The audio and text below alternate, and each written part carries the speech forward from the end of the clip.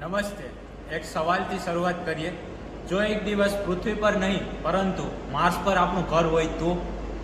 આ છે માર્શિયન કોલોની.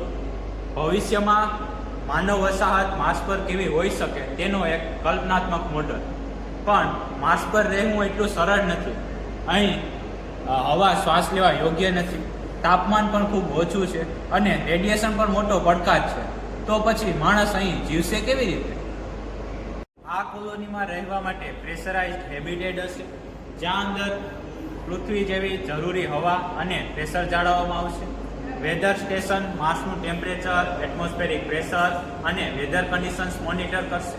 અને કોમ્યુનિકેશન્સ ટાવર માર્સ કોલોની અને પૃથ્વી વચ્ચે કોમ્યુનિકેશન માટે મહત્વપૂર્ણ ભૂમિકા ભજવશે.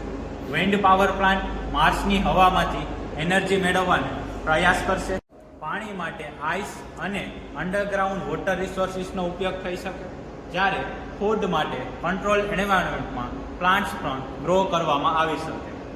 વ્હાઇટ 3 મોડ્યુલ્સ સાયન્ટિસ્ટ માટે રિસર્ચ લેબોરેટરી હશે, જ્યાં સાયન્ટિસ્ટ માર્સ સોઇલ, એટમોસ્ફિયર અને વોટર રિસોર્સિસ પર રિસર્ચ કરશે.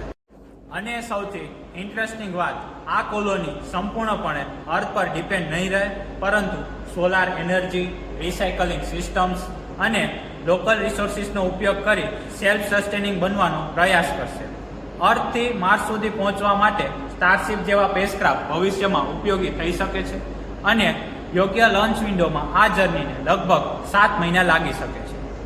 હાલમાં આ એક ફ્યુચર કોન્સેપ્ટ છે, પરંતુ આવતીકાલની સ્પેસ એક્સપ્લોરેશન કદાચ આપણને આ પ્રશ્ન પૂછવા મજબૂર કરશે: શું ખરેખર માર્સ માણસનું બીજું ઘર બની શકશે?